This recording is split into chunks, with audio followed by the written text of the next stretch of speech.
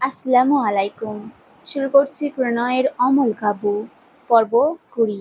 লিখেছেন ডিআরএম সোহাগ। মায়রা জিভ দিয়ে ঠোঁট ভিজিয়ে আমতা আমতা করে বলে, জি খেয়েছি। ইরফান মায়রার গাল থেকে হাত সরিয়ে নেয়।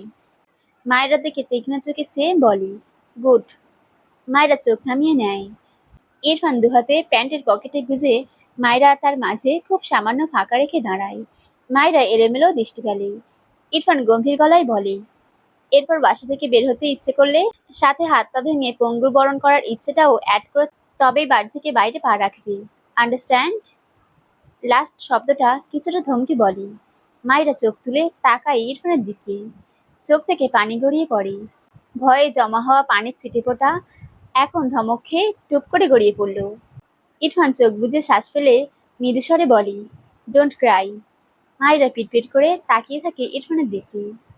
ইরফান আবারও গম্ভীর গলায় বলে, ঘরে যাও। মায়েরাকে এখনো দাঁড়িয়ে থাকতে দেখে ইরফান শক্ত গলায় বলে, গো, নয়তো গুনে গুনে 10টা থাপ্পড় পড়বে এই দুগালে। স্টুপিড, তোমার সাহস কি করে হয় এত রাত পর্যন্ত অন্যর বাসায় গিয়ে থাকতে? মায়েরা কেঁপে ওঠে এত জোরে ধমক খেয়ে। একটু আগের নরম শরীর যেমনটা ঝটকা খেয়েছিল তা মুহূর্তেই ভ্যানিশ হয়ে গিয়েছে এই লোকের আগের রূপ দেখে। মায়েরা মাথা নিচু করে নেয়, কোনো কথা বলে না। ইরফানের পাশ কাটিয়ে ধীর পায়ে তার ঘরে চলে যায়। ইরফান ফোঁস করে শ্বাস ফেলে সোফায় গিয়ে ক্লান্ত শরীর এলিয়ে দেয়।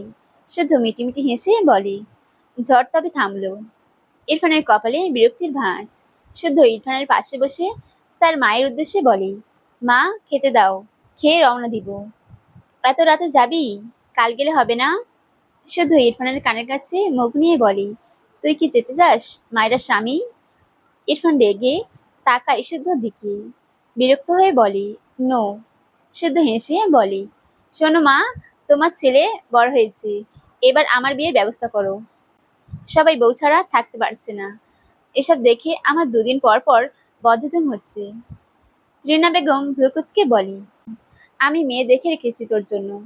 তুই তো রাজি হোস না, শুধু পরে করছিস। তুই রাজি হলেই বিয়ে হয়ে যাবে। শুদ্ধ চোখ বড় বড় করে তাকায়। হায় হায়, তার মা কি কেলেঙ্কারি করে রেখেছে। দ্রুত বসা থেকে উঠে দাঁড়ায়। অবাক হয়ে বলে, মানে কি বলছো? ত্রিনা বেগম হেসে বলেন, সামিয়াকে চিনিস? এইচএসসি দিবে এবার। মেয়েটা খুব ভদ্র। শুদ্ধ দ্রুত বলে, হয়েছে হয়েছে, আর শুনবো না। আমি যাচ্ছি, আমার কাজ আছে। খেয়ে যা। শুদ্ধ যেতে যেতে বলে, রেডি করো, আমি আসছি। কাল সকালে গিয়ে ভার্সিটির ক্লাস অ্যাটেন্ড করব। ইরফান তার ঘরে যেতে যেতে বলে, ফুপি 1 কাপ কফি দিও। মায়ের ঘরে এসে বরখা ছেড়ে বিছানায় এক কোণায় চুপ করে বসে আছে। দুহাঁটু ভাঁজ করে মুখটা হাঁটুতে লাগিয়ে রেখেছে। ত্রিনা বেগমকে দেখে পা ভাঁজ করে বসে বলে, খালাম্মা তুমি রাগ করেছো আমার উপর? ত্রিনা বেগম মায়ের পাশে বসে মেয়েটার গালে হাত দিয়ে বলে, আমাকে একবার বলে যাওয়া উচিত ছিল তোর। মায়েরা মন খারাপ করে বলে, গ্রামের বাইরে তো যায়নি, তাই ভেবেছি বলতে হবে না। ত্রিনা বেগম কিছু বললেন না। এটা গ্রাম, এর ওর বাড়ি গেলে ঘটা করে বলে যাওয়ার প্রয়োজন নেই। অতঃপর বললেন, সে জানি, এত রাত করে ফিরলি, এটা বলে যাওয়া উচিত ছিল। মায়েরা টিনা বেগমের দুহাত আগলে বলে, মিমির মা না খাইয়ে কিছুতেই আসতে দেয়নি। আমি সন্ধ্যার পরেই আসতে চেয়েছিলাম। সরি খালাম্মা। আচ্ছা হয়েছে, তুই আমাকে ফুপি বাদ দিয়ে খালাম্মা ডাকছিস কেন? মায়েরা মাথা নিচু করে বলে, যার জন্য ফুপি ডাকবো সে তো বলেনি, তাই খালাম্মাই ঠিক আছে। ইরফান তোর জন্য অনেক চিন্তা করে মা, তোর প্রতিও দুর্বল। দেখেছিস আজ তোর চিন্তায় কেমন অস্বাভাবিক হয়ে গিয়েছিল।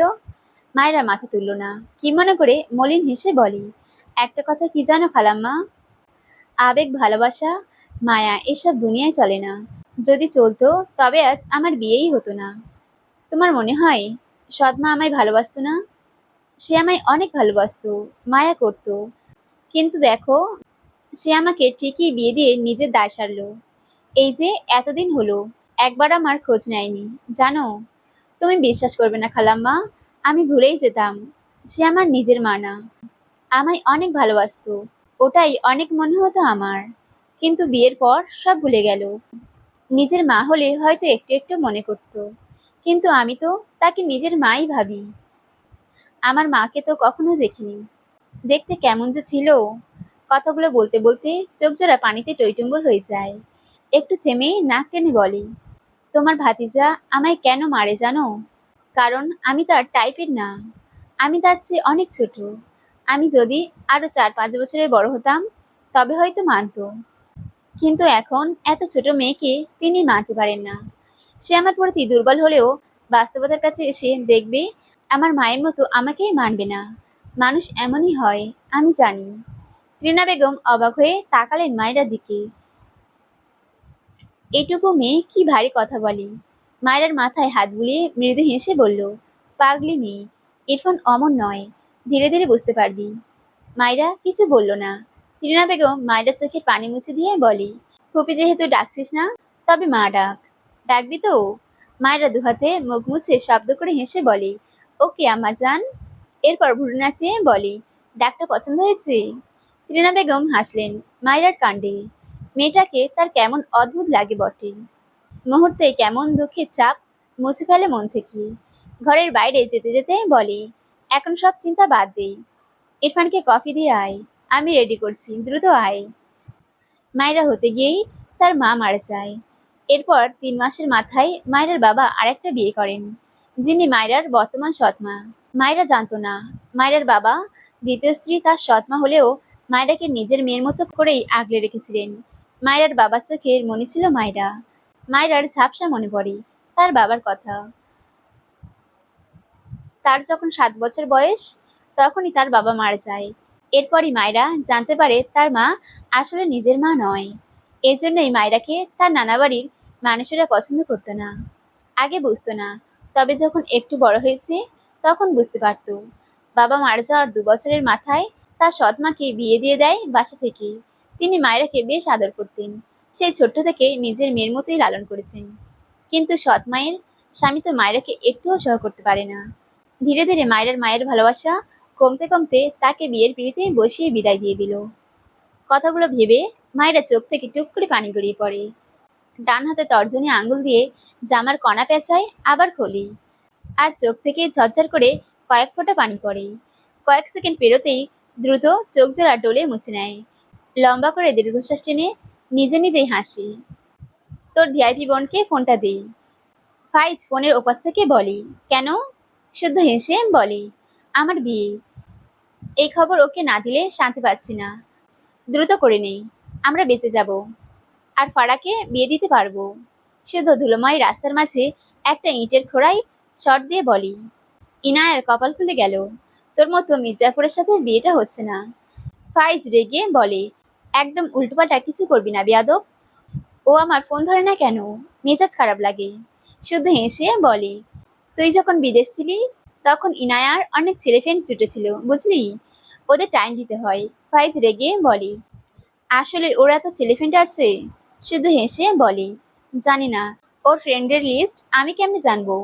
তবে একটা কথা মনে রাখবি, ইনায়া তোকে মাত্র 3 বার সামনে থেকে দেখেছি। সেই কবছর আগে 2 বার, রিসেন্ট একবার। তোর বোনের সাথে কবে থেকে লেগে বসে আছি, তাও মানছে না। আর ইনায়া তোকে চেনেই না ঠিকঠাক, মানতে সময় লাগবে। ফাইজ গম্ভীর মুখে কিছু ভাবছে। শুদ্ধ আবারও বলে, আমি এখন তোর বিদেশি ম্যামদের সাথে পিক ওকে দেখিয়ে বলবো এগুলো আমাদের ফাইজ বাবুর পার্ট টাইম গার্লফ্রেন্ড ছিল। চিন্তা করিস না, বিয়ে সে তোকেই করবে। ফাইজ চিৎকার করে বলে, শুদ্ধর বাচ্চা, তোকে ছাড়বো না আমি। আমি কত লয়াল জানিস? শুদ্ধ কান থেকে ফোনটা দূরে নিয়ে এখানে ঘাসলো। এ আর ইরফানের সাথে ভালোই মজা নেওয়া যায়, যদিও ইরফানের ব্যাপারটা জমে বেশি, কারণ ও তো স্বীকারই করে না। শুদ্ধ কানে ফোন নিয়ে হাসি আটকে বলল, লয়াল সেটা তো আমি জানি সোনা, তোমার ইনায়া নয়, বোঝনি ব্যাপারটা। এরপর স্বাভাবিকভাবে বলি, ফারহাকে ফোনটা দিই।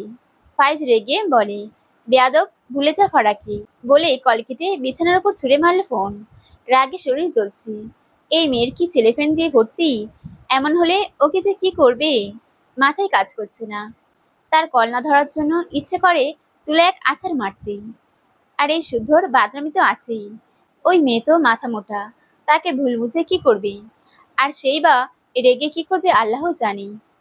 এদিকে শুদ্ধ বারবার ভাইজের ফোনে কল দেয়, কল রিসিভ হয় না। শুদ্ধ অসহায় চোখে চেয়ে আছে। ফারার সাথে কথা বলার পর এসব বলতে হতো। এখন তার কি হবে? বাঁ হাতে বুকে দুটো আলতো থাপ্পড় দেয়। তার জ্বালা কেউ বোঝে না। তার জ্বালা কেউ বোঝে না। এখন কি করবে? হঠাৎ মাথায় একটা বুদ্ধি আসে। দ্রুত পায়ে বাড়ির দিকে যায়। এরপর সোজা ইরফানের ঘরে গিয়ে দেখলো ঘরে ইরফান নেই। ওয়াশরুম থেকে আওয়াজ পেয়ে বুঝলো ইরফান ওয়াশরুমে। শুদ্ধ ইরফানের ফোন নিয়ে ইরফানের নাম্বার থেকে ফারার ফোনে কল করে। প্রথমবারই রিসিভ হয়। মিষ্টি কণ্ঠে সালাম ভেসে আসে। শুদ্ধ মৃদু হাসে, তবে চুপ থাকে, কিছু বলে না। ওপাশ থেকে ফারা বলে, ইরফান ভাই কিছু বলবে? শুদ্ধ গলা ছেড়ে ভারী কণ্ঠে বলে, খবরদার ফোন কাটবে না ফারা। ফারা ভ্রু কুচকালো, তবে কিছু বলল না। শুদ্ধ হেসে বলে, খুব ইম্পর্টেন্ট একটা টপিক নিয়ে কথা বলবো বুঝলে, তাই ভুলেও কল কাটবে না। ফারা কিছু বলে না। শুদ্ধ ঠোঁট টিপে হেসে বলে, সামিয়া নামের এক মেয়েকে আমার মা আমার জন্য পছন্দ করেছে বুঝলে। মেয়েটা মারাত্মক সুন্দর ফারা। এইচএসসি দিবে এবার। বিয়ের ডেটটা কবে দেওয়া যায় বলো তো? ফারার চোখ পানিতে টইটুম্বুর, বারবার ঢোক গিলছে। শুদ্ধ ফারার কোনো রেসপন্স না পেয়ে বলে, বলো ফারা, ডেট তুমি ফিক্স করে দেবে। মেয়েকে তুমি সাজাবে। বাসর ঘর তুমি সাজাবে। ফুল কিন্তু তোমার বাগানে দিতে হবে। ফারার চোখ থেকে টপ করে পানি গড়িয়ে পড়ে। শুদ্ধ ঠোঁট কামড়ে হাসছে। আবারও বলে, তুমি মেয়ে দেখতে চাও? আমি পিক দেবো অবশ্যই। তুমি ডেটটা বলো তো ফারা, আমি বিয়ে করতে চাই। দ্রুত। ডেটটা অবশ্যই এই মান্থের মধ্যেই বলো। কেমন? ফারা ভাঙা গলায় বলে, আজকেই করো। আমাকে বলছো কেন? বলেই কল কেটে দেয়। দুহাতে মুখ লুকিয়ে ফুপিয়ে কেঁদে ওঠে। কিছুক্ষণ কেঁদে কেটে তার ঘর থেকে বেরিয়ে ফাইজের ঘরে যায়।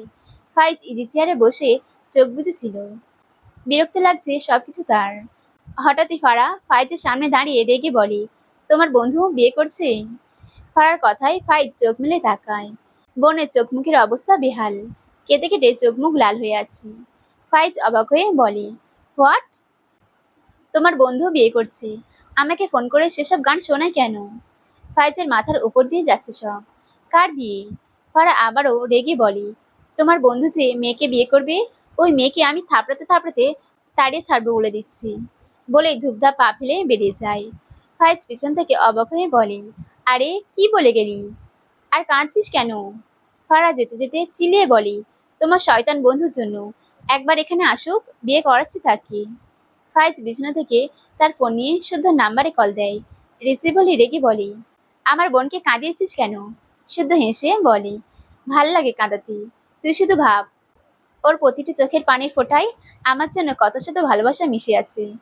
ভাবতেই কি যে শান্তি লাগে ইয়ার। ওর একটা পিক তুলে দে তো, আরো শান্তি লাগবে।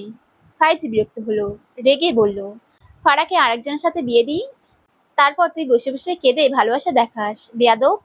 শুদ্ধ হেসে বলে, শুদ্ধ জিনিস শুদ্ধ নিজের করে রাখতে জানি। আমার তো তোর জন্য চিন্তা হচ্ছে রে সোনা। আহারে ইনায়া। ফাইজ রেগে সাথে সাথে কল কেটে দেয়। শুধু এপাশ থেকে হাসি। মায়েরা হাতে কফির মগ নিয়ে ইরফানের দরজার সামনে দাঁড়িয়ে আছে। ভাবছে ভেতরে গেলে তাকে কিছু বলবে কিনা। তখনকার 10টা থাপ্পড় দিতে চাওয়ার একটা যদি ভুল করে দিয়ে দেয়। অনেক ভাবনা চিন্তা রেখে দরজা ঠেলে ভেতরে উঁকি দেয়। কম পাওয়ারের এক লাইট দেওয়া, তবে ভেতরে সব দেখা যাচ্ছে। ইরফান বেডে শটান হয়ে শুয়ে আছে। মায়েরা বিরক্ত হয়। এই লোকটা ঘরে থাকলে জীবনেও কাপড় পরে না কেন, বোঝে না। যদিও তার দেখতে ভালোই লাগে। ভাবনা রেখে পা টিপে টিপে ভেতরে যায়। ইরফান শটান হয়ে শুয়ে ডান হাত চোখের ওপর রেখেছে। নড়াচড়া নেই কোনো। মায়েরা ইরফানের মুখের সামনে গিয়ে বোঝার চেষ্টা করে জেগে না ঘুমিয়ে। এমনিতে তো বোঝা যায় না, জেগে থাকলেও যেমন ঘুমিয়ে থাকলেও তেমন। মায়েরা ঘরের আশেপাশে তাকালো, একটু গিয়ে ঘরের জিনিস খেয়াল করে দেখছে। এই ঘরে ফার্নিচার 4টি, একটা কাবার্ড, একটি আয়না, বেড আর বেডসাইড টেবিল। কিন্তু আসল ব্যাপার হলো এই ঘরের জিনিসগুলো সাদা আর কালো। মায়েরা বুঝলো না, ইরফান যেখানে যায় সেখানে কি এমন একটি করে সাদা কালো রুম বানিয়ে রাখে নাকি? ভাবনার মাঝেই পিছন থেকে গম্ভীর স্বর ভেসে আসে, এখানে কি করছো? মায়েরা দ্রুত পিছন ফিরে তাকায়। ইরফানের চোখের ওপর থেকে হাত সরিয়ে গম্ভীর মুখে মায়ের পানে চেয়ে। মায়েরা দ্রুত হাতের মগ এগিয়ে দিয়ে বলে, এই তো আপনার কফি দিতে এসেছি। মায়েরা ঘরের চারপাশ দেখতে দেখতে ইরফানের হাঁটুর বরাবর দাঁড়িয়েছিল। তাড়াহুড়ো করে মগ এগিয়ে দিতে গিয়ে হাত ফসকে যায়। মায়েরা দ্রুত মগ ধরে ফেলে। তবে গরম কফির বেশি অর্ধেক ইরফানের ওপর পড়ে যায়। মায়েরা বাঁ হাতে মগ ধরে ডান হাতে দ্রুত ইরফানের কফি পড়া অংশ ঝাড়তে থাকে। কি কেলেঙ্কারি হয়ে গেল! ইরফান শোয়া থেকে উঠে মায়েরার ডান হাত ধরে শক্ত গলায় বলে, স্টুপিড, কি করছো? মায়েরা ভীতস্বরে বলে, সরি সরি, আমি বুঝতে পারিনি। কথাটা বলে আবার ওর নিচের দিকে তাকালে চোখ বড় বড় করে তাকায়। এ কোথায় পড়েছে কফি? আর কোনো জায়গা ছিল না? দ্রুত চোখ বুজে নেয়। বিড়বিড় করে, আস্তাগফিরুল্লাহ। চোখ মেলে ইরফানের দিকে তাকালে দেখলো ইরফান অদ্ভুত চোখে তার দিকেই চেয়ে আছে। মায়েরা ঢোক গিলি।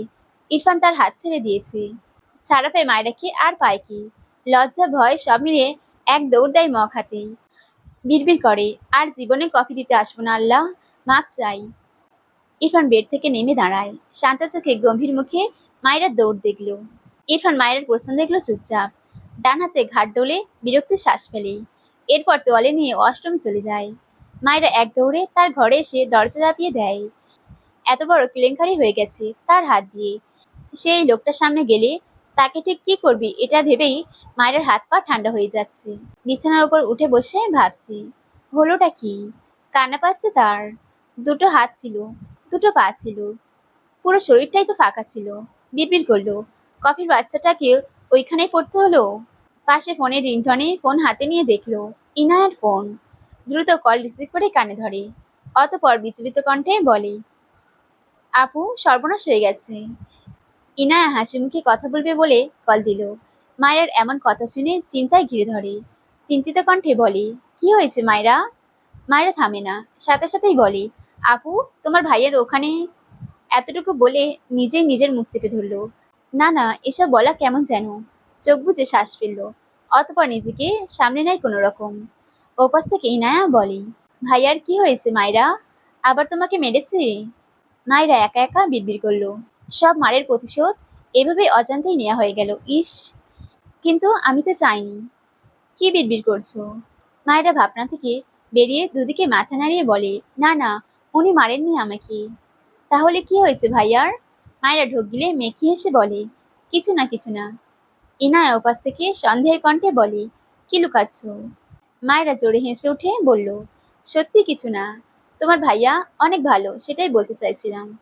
ইনায়া হেসে বলে, ও মা, ভূতের মুখে দেখি রাম রাম।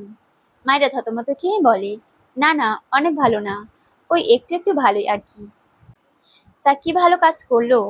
মায়েরা কিছু একটা ভেবে বলে, আপু, একটা সিরিয়াস প্রশ্নের উত্তর জানতে চাই। বলো। বলছি, কারোর প্রাইভেট পার্টি গরম কিছু করলে তার কি হয় আপু? ইনায়া ভ্রুকুচকে বলে, কেন, কি হয়েছে মায়েরা? এমন অদ্ভুত প্রশ্ন করছো কেন? মায়েরা থতমত খেয়ে বলে, কিছু না। আপু, তুমি কেমন আছো? আমার এক্সাম শেষে তুমি আসবে কিন্তু। আমি তোমাকে এই গ্রাম ঘুরিয়ে দেখাবো। আচ্ছা, যাব। বাবা নিয়ে যাবে বলেছে। ইনায়ের সাথে টুকটাক কথা বলে মায়েরা ফোন রেখে দেয়। ভাগ্যিস খেয়ে এসেছিল, নয়তো এখন কিভাবে খেতে যেত। দ্রুত নামাজ পড়ে নিল। এরপর শুয়ে পড়ল। ঘুমলেই শান্তি। ঘুমের মাঝে শক্তপোক্ত বন্ধনে মায়েরা নড়চড়া করতে পারে না। বিরক্তিতে চোখ মুখ কুঁচকে পিটপিট করে চোখ মিলে তাকায়। হালকা ঝাপসা আলোয় একদম তার মুখ বরাবর ইরফানের মুখ দেখে তার ঘুম ছুটে যায় পুরোপুরি। মনে হচ্ছে তার কপালের সাথে ইরফানের কপাল লাগানো। মায়েরা ঝট করে মাথা তোলে, কিন্তু নড়তে পারছে না। কেমন সাপের মতো পেঁচিয়ে ধরছে তাকে। মায়েরা ঢোক গিল। ইরফানের মুখের দিকে তাকায়। কি সুন্দর ঘুমাচ্ছে, কিন্তু তার এখানে কেন? আর তাকে এভাবে পেঁচিয়ে ধরছে কেন? মায়েরা ইরফানের থেকে নিজেকে ছাড়ানোর জন্য নড়াচড়া করে। ইরফান বিরক্তিতে চোখ মুখ কুচকে ঘুম জানার কণ্ঠে বিড়বিড় করে, স্টুপিড, ডোন্ট ডিস্টার্ব মি। মায়েরা চোখ বড় বড় করে তাকায়। তাকে ডিস্টার্ব করে বলছে, সে যেন ডিস্টার্ব না করে। মায়েরা মোচড়ামুচড়ি করতে থাকে। দু হাতে ইরফানকে ঠেলে সরাতে চায়। ইরফান বিরক্ত ভরা চাহনিতে মাথা তুলে মায়ের দিকে তাকায়। রেগে বলে, হোয়াট?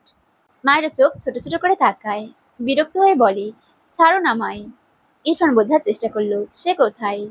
মায়েরাকে সে ধরেছে। খেয়াল করতেই ভ্রুকুচকে মায়েরাকে ছেড়ে উঠে বসলো। মুখাবের কোনো পরিবর্তন নেই, যেন কিছুই হয়নি। বেড থেকে নামতে গেলে মায়েরা ইরফানের হাত ধরে বলে, আপনার ঘরে রেখে আমার ঘরে এসেছেন কেন? ইরফান ভ্রুকুচকে গম্ভীর গলায় বলে, মাই উইশ। কথাটা বলে বেড থেকে নেমে দাঁড়ায়। মায়েরা ইরফানের হাত ধরে থাকায় ইরফান উঠে দাঁড়ালে তার হাতে টান খেয়ে বেড থেকে ঠাস করে পড়তে নেয়। তার আগেই ইরফান মায়রাকে বাঁ হাতে আগলে নেয়। মায়রা ভয় পেয়ে যায়, ভেবেছিল পড়েছে, কিন্তু ইরফানের দিকে তাকিয়ে দেখলো লোকটা তাকে ধরেছে, কিন্তু এমন খেয়ে ফেলা চোখে তাকিয়ে আছে কেন? ইরফান ধমকে বলে, তুমি কি অপুষ্টি রোগী? মায়রা রেগে বলে, আপনার জন্যই তো পড়ে যাচ্ছিলাম, ছাড়ো না আমায়। মায়রার কোমর পর্যন্ত বেডি, তবে কোমর থেকে মাথা পর্যন্ত বেড থেকে ফাঁকায় ইরফানের হাতের উপর ভর। ইরফান ছেড়ে দিলেই ঠাস করে উল্টো হয়ে পড়বে। ইরফান বিরক্ত হয়ে মায়রাকে ধরে রাখা হাত সরিয়ে নিল। মায়রা চোখের পলকে উল্টে পড়তে নেয় মেঝেতে। মেঝে ছুঁই ছুঁই, মেয়েটা চেঁচিয়ে ওঠে। তখন ইরফান মায়রার ডান হাত চটকা মেরে তুলে বিছানার মাঝখানে বসিয়ে দেয়। মায়রা হাঁ করে চেয়ে আছে ইরফানের দিকে। কত বড় খারাপ লোক ভাবা যায়! সে ওভাবে পড়ে গেলে আজ তার ঘাড় তো পুরো ভেঙে যেত। কোমরে দুহাত দিয়ে ইরফানের দিকে চেয়ে বলে, আপনি আমাকে ফেলতে যাচ্ছিলেন কেন? ইরফান মায়ের দিকে শান্ত দৃষ্টিতে তাকায়। ফ্যানের বাতাসে মায়ের ছেড়ে দেওয়া চুলগুলো মৃদুভাবে উঠছে। পিছন থেকে কিছু চুল দুকাত পেরিয়ে সামনে এসে জায়গা করে নিয়েছে।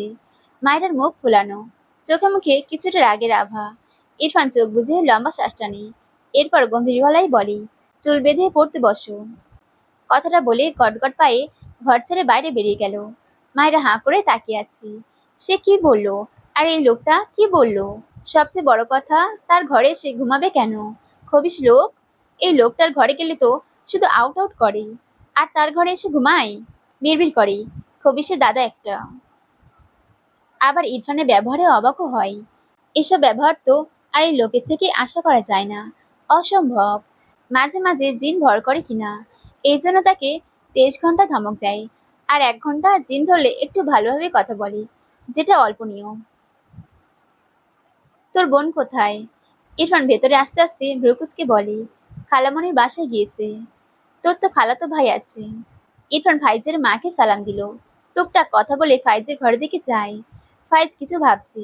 তার ঘরে গিয়ে সিরিয়াস কণ্ঠে বলে, তোর খালাতো ভাই আছে নাকি? বলছিস না কেন? ইরফান সোফায় গা এলিয়ে দিয়ে বলে, ডেইলি বলতে হবে কেন? ফাইজ রেগে বলে, যেখানে ছেলে আছে সেখানে তোর বোনকে পাঠালি কেন? ইরফান বিরক্ত হলো। পেছন থেকে শুদ্ধ ঘরের ভেতর আস্তে আস্তে বলে, কি হয়েছে রে? ফাইজ পিছু ফিরে শুদ্ধ আর সৌভিককে দেখলো। এগিয়ে এসে সৌভিককে বসতে বলে শুদ্ধকে বলে, তোরা তো ইনায়ের ভাই, তোদের হুঁশ নেই?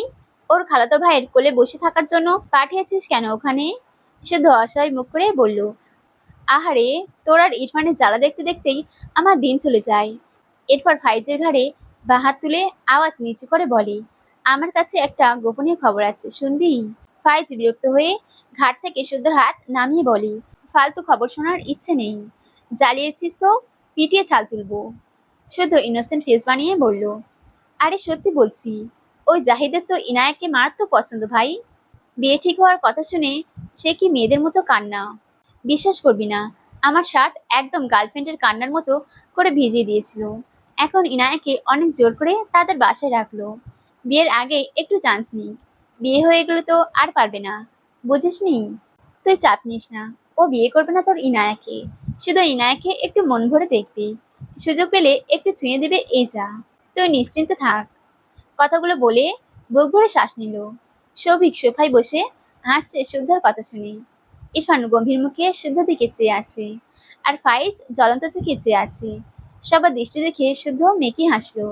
সৌভিকের পাশে গিয়ে বসলে ফাইজ শুদ্ধর কলা ধরে টানতে টানতে ঘর থেকে বের করে। শুদ্ধ অসহায় কণ্ঠে বলে, মনে হচ্ছে সত্যি কথায় বসার জায়গা নেই। ছাড় ছাড়, আমার শ্বশুরবাড়ি থেকে আমাকে বের করিস? এত বড় সাহস! পিছন থেকে ফাইজের মা বলে, ফাইজ, শুদ্ধকে কোথায় নিয়ে যাচ্ছ? ফাইজ উল্টো ফিরে যেতে যেতেই রেগে বলে, এই বেয়াদবকে আমি ড্রেনে চুবাবো আম্মু। ও আমায় চেনে না, ওর মজা আমি ছোটাবো। বেয়াদব যা মুখে আসে তাই বলি। শুধু ফাইজের দিকে তাকিয়ে জোর করে ফাইজের দুহাত চেপে ধরে লাজুক চোখে চেয়ে বলি, বলছি তোমার মাঝে একটু চুপতে দাও না সোনা। বিলিভ মি, ড্রেনের চেয়েও জঘন্য তোমার শরীর, তবে কষ্ট করে ড্রেনে যাওয়ার কি দরকার? ফাইজ চোখ মুখ কুচকে শুদ্ধকে ধাক্কা দিয়ে সরায় তার থেকে। শুদ্ধ হাসছে। ফাইজ ক্লান্তি, বিরক্তি, রাগ সব মিলিয়ে হনহন করে তার রুমের দিকে যায়। শুদ্ধ ফাইজের মায়ের দিকে এগিয়ে গিয়ে বলল, কেমন লাগলো আন্টি? ফাইজের মা হেসে বলে, তুমি পারো বাবা, ঘরে যাও। শুদ্ধ হেসে আবারও ফাইজের ঘরে যায়। ফাইজ এপাশ ওপাশ পায়চারি করছে। ইরফানকে বলে, তোর বোনকে আজকেই আনবি, তোর বউয়ের নেক্সট ইয়ারে এক্সাম দিলে কি হতো? ওর জন্য আমার বিয়েটা আটকে আছে। ইরফান অদ্ভুত চোখে ফাইজের দিকে তাকায়। এর বিয়ের জন্য মায়েরা এবছর এক্সাম দিবে না? মানে এটা কোনো যুক্তি? এমনিতে ওর বউ বড় হচ্ছে না। এ ফাইজ নিজের বিয়ের জন্য তার বউটাকে আরো ছোট বানাতে চাইছে। ইরফান রেগে বলে, ইনায়া বিয়ের আগের দিন পর্যন্ত ও বাড়িতেই থাকবে। ফাইজ ধূপ করে তার বেডে চিৎপটাং হয়ে শুয়ে পড়ে। অসহায় কণ্ঠে বলে, শালা আমার জীবনটা তেজপাতা করে দিলি। শুধু একবার বিয়েটা হোক। ইরফানের বাচ্চার বোনকে যে কোন সিন্ধুকে রাখবো কেউ খুঁজে পাবি না দেখিস। আমার সাথে ভিলেনগিরি করে ঠিক করছিস না বেয়াদবের দল? শুদ্ধ হেসে বলে, আমি সিন্ধুক অর্ডার করছি, তুই সাইজটা বল তো। আর রূপা নাকি সোনা সেটাও বল। ফায়েজ বেডের বক্সের কাছে পেপার ওয়াট পেয়ে হাতে নিয়ে শুদ্ধ দিকে ছুঁড়ে মারে। শুদ্ধ বা হাতে ক্যাচ ধরে নেয়। সৌভিক হেসে বলে, শুদ্ধ থাম, আর পড়াস না ওকে, বেচারা কষ্ট পাচ্ছে। ফারা হাতে কফি ট্রে নিয়ে ঘরে প্রবেশ করে। শুদ্ধ ঘাড় মাখিয়ে তাকায়। ফারাকে দেখে মুখের হাসি চওড়া হয়। ফারা শুদ্ধর দিকে তাকায় না। সোফার টেবিলের সামনে কফি ট্রে রাখে। সোফায় সৌভিক বসে ফারার দিকে অদ্ভুতভাবে চেয়ে আছে। সে আজকে প্রথম ফাইজের বাড়িতে এসেছে। শুদ্ধ সৌভিককে একবার দেখলো। ফারা একটি কফির কাপ সৌভিকের দিকে বাড়িয়ে দিলে শুদ্ধ দুপা পিছিয়ে ডান দিকে এসে ফারার পাশে খানিকটা ঝুঁকে মৃদুস্বরে বলে, এখান থেকে যাও ফারা, আমরা নিজেরা নিয়ে নিচ্ছি। ফারা মাথা তুলে সৌভিকের দিকে একবার তাকায়। এই লোকটাকে সে চেনে না। তবে সে শুদ্ধর কথা শুনল না। হাত বাড়িয়ে মিষ্টি হেসে সৌভিকের দিকে কাপ বাড়িয়ে দেয়। সৌভিক নিতে গেলে শুদ্ধ ফারার হাত থেকে সেটা কেড়ে নেয়। কফির কিছু অংশ ছিটে আসে শুদ্ধর হাতে, তবে সেদিকে দেখল না সে। বা হাতে ফারার বাহু টেনে পিছিয়ে এনে শক্ত কণ্ঠে বলে, এখান থেকে যাও ফারা। টেনে পিছিয়ে আনায় ফারার মাথা থেকে অন্না পড়ে যায়। শুদ্ধ ঠাস করে হাতের কাপ টেবিলের উপর রাখলো। দ্রুত ফারার অন্না মাথায় টেনে দিয়ে বলে, যাও। ফারা ভ্রুকুচকে জেদ দেখিয়ে বলে, যাব না। আমি এখানে থাকলে তোমার কি? সৌভিক পিছন থেকে বলে, hey beautiful lady, you are so sweet, এসো আমরা পরিচিত হই। ইরফান আর ফাইজ দুজনেই চেয়ে আছে ফারা আর শুদ্ধর দিকে। এবার ফাইজ রেগে বলে, ফারা এখান থেকে যা। ফারা তবুও জেদ দেখিয়ে দাঁড়িয়ে রইল। গতকাল রাতেই তো এই শুদ্ধ অন্যকে বিয়ে করার কথা বলে তাকে কাঁদিয়েছে। আজ নিজেও বুঝো কেমন লাগে। ফারাকে এখনো দাঁড়িয়ে থাকতে দেখে শুদ্ধ ফারার হাত ধরে টেনে দরজার বাইরে বের করে দেয়। ফারার মুখের ওপর ঠাস করে দরজা আটকে দেয়। ঘন ঘন শ্বাস ফেলছে। রাগ লাগছে ভীষণ। সে জানতো না সৌভিককে আসার কথা বলেছে এখানে। বাসার বাইরে এসে সৌভিককে দেখে জানতে পেরেছে সৌভিক ফাইজের বাড়িতে প্রথম এসেছে। তাই সে সিন ক্রিয়েট করতে চাইল না। বহু কষ্টে নিজেকে সামলে এগিয়ে আসলো। তবে চল শক্ত। সৌভিক ভাবছে, কফি তো কাজের মেয়ে ছাড়া আর কেউ দিতে আসে না। যদিও দেখে কাজের মেয়ে লাগে না, তবে এখানকার কাজের মেয়েরাও ভালো স্টাইল নিয়ে থাকে। শুদ্ধর ব্যাপার বুঝলো না, এসব ভাবলেও না। কাজের মেয়ে ভেবে স্বভাব সুলভ কমেন্ট করলো, she is a so hot girl. এত মডার্ন কাজের মেয়ে কোথায় পেলি ফাইজ? আমার সাথে কানেক্ট করে দিই, কত নিতে পারি। কথাটা বলতে দেরি হলেও শুদ্ধ সৌভিকের নাক বরাবর ঘুষি দিতে দেরি হয়নি। সৌভিক সোফায় চিৎপটাং হয়ে পড়ে যায়। শুদ্ধ সৌভিককে টেনে রাগে চিৎকার করে বলি, তোর জিভ টেনে ছিঁড়ে ফেলবো জানোয়ার।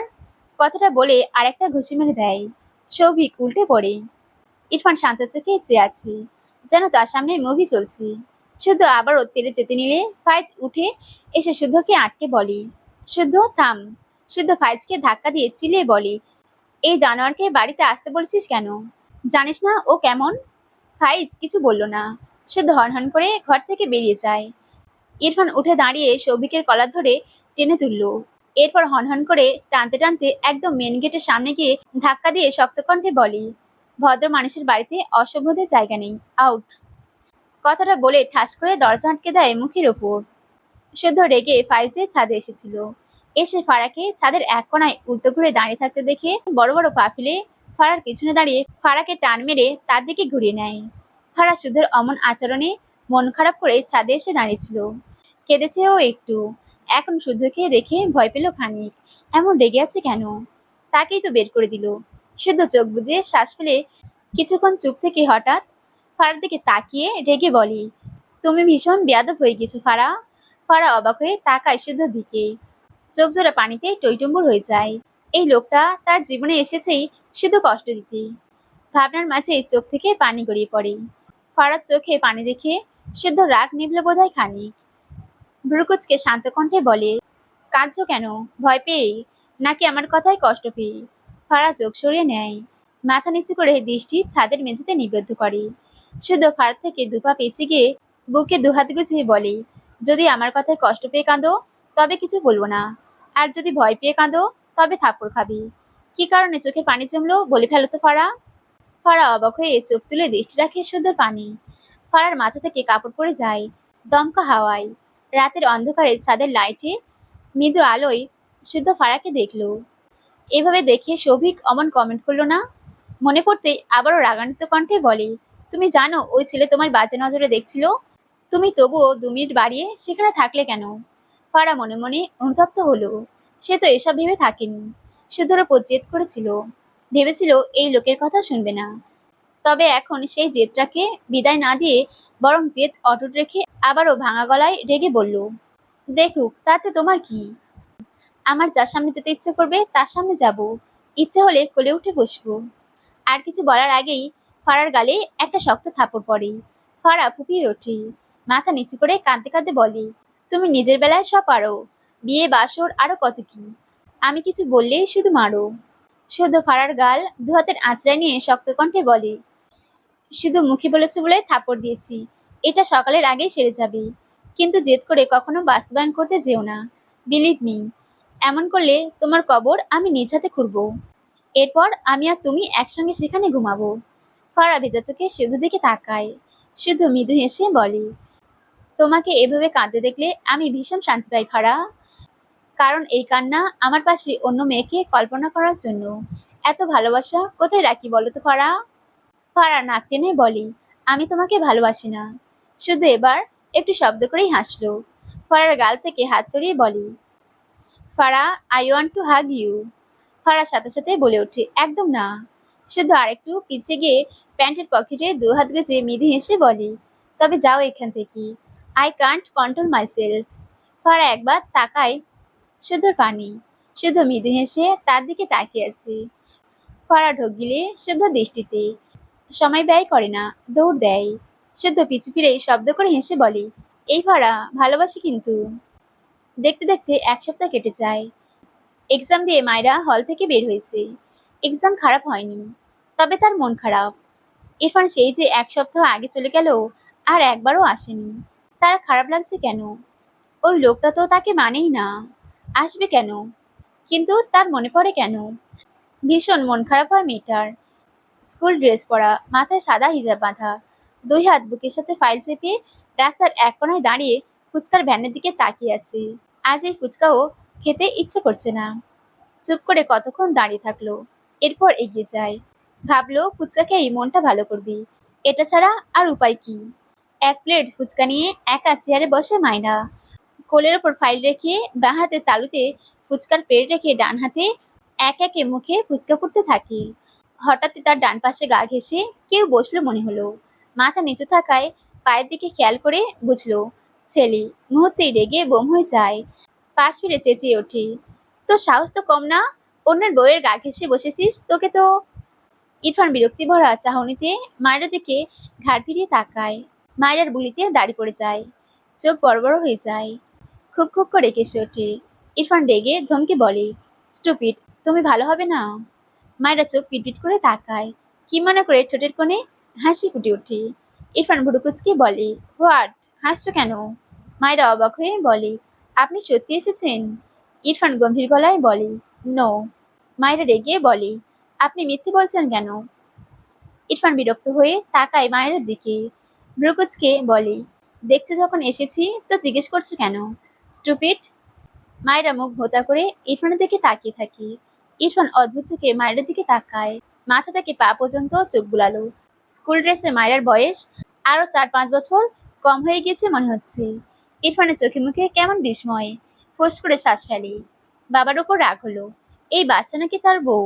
ভাবতেই নিজেরই কেমন বিরক্ত লাগলো। ইচ্ছে করলো একে থাপ্পড় দিয়ে বড় বানিয়ে দিতে। রেগে বলে, তুমি বড় হতে পারো না? মায়েরা বোকা চোখে ইরফানের দিকে তাকায়। এটা কেমন কথা? সে বড় হবে কিভাবে? অতিরিক্ত ঝাল খাওয়ায় চোখ মুখ লাল হয়ে গিয়েছে। ঝালের প্রভাবে চোখ জোড়ায় বিন্দু বিন্দু পানির কণা। ইরফান মায়ের চোখের দিকে তাকিয়ে ভ্রু কুচকালো। কাঁদছি আর খাচ্ছি, বিড়বিড় করলো। স্টুপিড। মায়ের হাতের প্লেট কেড়ে নিয়ে ঠাস করে তার পাশের চেয়ারে রেখে মায়ের কোলের ওপর থেকে ফাইল তার ডান হাতে তুলে নিল। এরপর মায়ের বাম হাত ধরে এগিয়ে যেতে নিলে মায়েরা চেঁচিয়ে বলে, আমায় ছাড়ুন, আমার ফুচকা শেষ হয়নি। পিছন থেকে কয়েকজন লোক বলে, কি ভাই, এত জমজমাট জায়গায় একটা বাচ্চা মেয়েকে তুলে নিয়ে যেতে ভয় লাগে না? মেয়ে দেখলেই মাথা ঠিক থাকে না? ইরফানের পা থেমে যায়। মায়ের চোখ বড় বড় হয়ে যায়। দ্রুত ভদ্র হয়ে দাঁড়িয়ে যায়। ইরফান পিছু ফিরে তাকায়।